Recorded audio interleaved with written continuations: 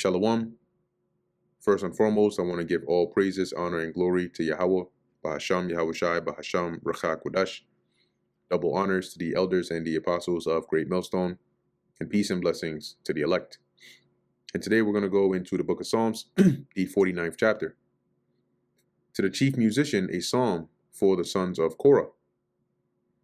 Hear this, all ye people, give ear, all ye inhabitants of the world, both low and high, rich and poor together. My mouth shall speak of wisdom, and the meditation of my heart shall be of understanding. I will incline mine ear to a parable. I will open my dark saying upon the harp. Now, this right here, right in verse 4, let's go real quick to the book of Matthew, chapter 13, and we'll start at verse 34. Right, it says here, Matthew 13 and 34, this was after Yahushua had spoken to the multitudes in parables. It says, all these things spake Yahushua unto the multitude in parables, and without a parable spake he not unto them. Now, you think that was a coincidence? No, he did that deliberately. Why? That it might be fulfilled, which was spoken by the prophet, saying, I will open my mouth in parables. I will utter things which have been kept secret from the foundation of the world. Going back to Psalm 49 and 4. Okay, I will open, or it says, it's like I will incline my ear to a parable. I will open my dark sayings upon the harp. Okay, and so, going back to Matthew, now there's a precept also. Let me see. It might not be Psalm 49 and 4. Okay, Psalm 78 and 2. Okay, that's the one. So I mixed that up in there, Salakia. But anyway, it's still along the same lines, right? You can just look at this from the reverse, right? From the perspective of those that actually, heard and it was explained onto them when Yahushua broke down those parables, right? They inclined their ears to a parable, but the actual precept for Matthew 13 and 34 is Psalm 78 and 2. It just sounds a bit similar. Anyway, it says here, I'll read that again, verse 4, I will incline mine ear to a parable. I will open my dark saying upon the harp.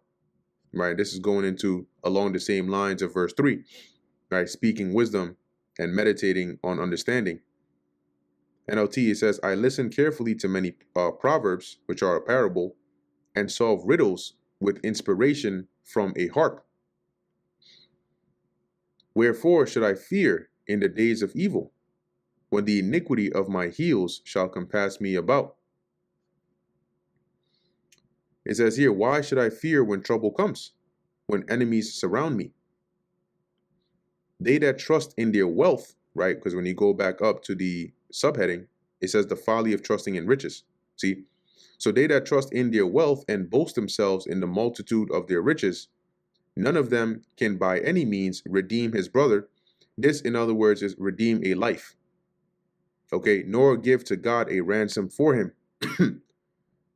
If you look at this in the NLT, right, it says, yet they cannot redeem themselves from death, or it says here, or no one can redeem the life of another. That's the brother, by paying a ransom to God. In fact, they're talking about boasting in their riches. Well, what did the Lord say?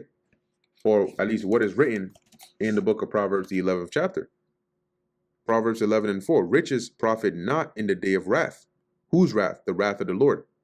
Because see, a man can be angry at you, and riches can profit then. You can pay them off, but not with the Lord.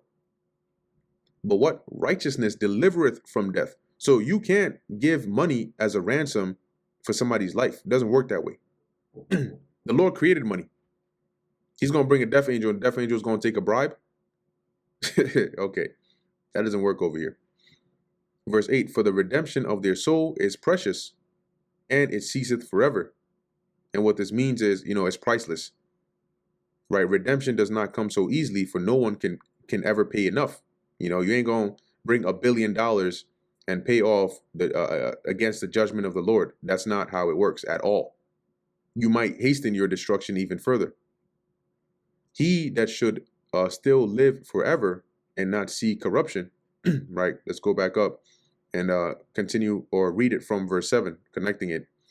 None of them can by any means redeem his brother, nor give to God a ransom for him. that he should still live forever and not see corruption. So you cannot give a ransom to the Lord of money to preserve somebody's life. When Hezekiah, right, when the Lord told Hezekiah via Isaiah he was going to die, was it money that he offered to the Lord? No, he repented, right? He cried unto the Lord. He beseeched the Lord, and the Lord said, what? You know what? I've seen his cries, and I've seen how he has humbled himself down before me, so I'm going to extend his life. He didn't immediately run to, to his treasury and say, look, Isaiah, look, take this to the Lord, and then, no. That would have been a foolish thing to do. For he seeth that wise men die. Likewise, the fool and the brutish person perish. Okay? So it says here, Salakia. He seeth that, where we at with it? Yeah. So it says, for he seeth that wise men die. Likewise, the fool and the brutish person perish and leave their wealth to others. See, so, whether you're a wise or a fool, mortality affects both the same. Okay? And the wealth of whoever has accumulated it is left to others. You're not taking rich. See, that was one of those vain concepts that the heathens believed, that if you were buried with riches, you could take that with you into the afterlife. No, bro. Nah. It doesn't work that way. What follows you is your works in righteousness. Their inward thought is that their houses shall continue forever, and their dwelling places to all generations. They call their lands after their own name. See, and this is the mindset as well that even extends till today. You have people today, especially a lot of Americans, Babylonians, that have this thought. They think that nothing is ever going to happen. That's a part of why they dwell carelessly. They never consider that the world is about to change, that their world is about to be shocked. So their inward thought, their inner thinking is that everything is going to continue how it is. Their houses shall continue forever, their dwelling places to all generations. They'll come and ask you, where do you see yourself in 50 years? You want to have grandkids? Where would you like to, do you want to buy a house? Bro, I'm not even remotely, bro. Like, what are you saying right now? When if you really knew what was going on, that wouldn't be a question that comes out your mouth. You'd be worried if you can even make it to the next year without nuclear missiles having blown up the country you on. Okay, that's what you'd be thinking. That's why you'd be paying attention to what's going on in the world. Nevertheless, man being in honor, because that's the thing, they think that's too crazy to happen. A lot of people think that, no, this society cannot end. There's always going to be something after. So because of that, they never actually expect an end like it's prophesied in Revelation 18. They never actually expect that. And so they brush it off when you tell them, because they're like, no, that can't happen. That's crazy. That's too crazy to happen. Okay. That's all the more reason you should have been paying attention. But, hey, some the Lord has blinded, and he that is unjust, let him be unjust still.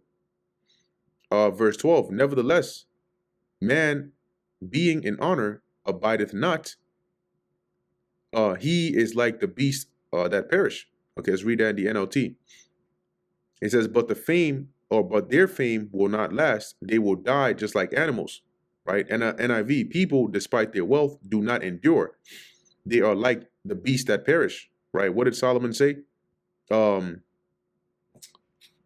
man, let me actually just see if I can cross-reference it here. But he also went into that, right? How just as, a beast dies, you'll die as well. Yeah, there it is. I'll start here. Ecclesiastes 3:18. I said in mine heart concerning the estate of the sons of men, that God might manifest them, and that they might see that they themselves are beasts. For that which befalleth the sons of men befalleth beasts.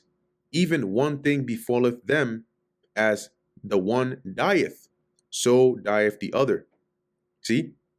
Yea, they have all one breath, so that a man have no preeminence above a beast, for all is vanity. So the point here, going back to what we read here in Psalms, is that No matter how decked out you are, no matter how many riches you have, you're gonna die just like an ant. You're gonna die just like a dog. You're gonna die just like a cat is gonna die. Okay, your riches do not make you, it doesn't give you preeminence when it comes to those factors. Verse 13, their way is their folly, yet their posterity approve their sayings, Selah. So it says here, this is the fate of fools, though they are remembered as being wise, interlude, which I think, this makes more sense in the NKJV, right? This is the way of those who are foolish, and of their posterity who approve their sayings. So because their posterity is their descendants, so they pass down this way of thinking to them, and they're all slated to that same fate. Like sheep, they are laid in the grave. Death shall feed on them, and the upright shall have dominion over them in the morning. Okay, and that morning, right, which is like our morning, which is also synonymous with our dominion, because who is the upright? The upright are the Israelites, but starting with the remnant, and we're going to have dominion, over the rest of this world, the rest of the nations. Okay, those, because right now this is Esau's kingdom, right? So they're the ones who are likened unto the rich. It says, and their beauty shall consume in the grave from their dwelling. So regardless, once again, of how rich you are, you're going to the grave. But God will redeem my soul from the power of the grave, for he shall receive me, Selah. And the Lord is going to do that, right? Both literally, right, and also in terms of deliverance. Because, prophetically, you're going to have those which it's prophesied, it's in John mentioned it, right? Those that have done right shall be resurrected unto salvation. And in Revelation 20, it talks about it. Daniel 12 as well. You're going to have those that are actually redeemed. Not second Esdras, Paul mentioned, I forget which chapter it was in, but I believe it might have been in Thessalonians. But anyway, the Lord is going to deliver, right? He's going to raise up the souls of the elect, that's those that have died from the grave. Now, in the last day, everybody's going to be raised up from the grave, but some are going to be raised up to be judged, meaning to be put back into the grave. And the elect are going to be raised up immortal. 1 Corinthians 15. So the power of the grave is no longer going to have effect over us.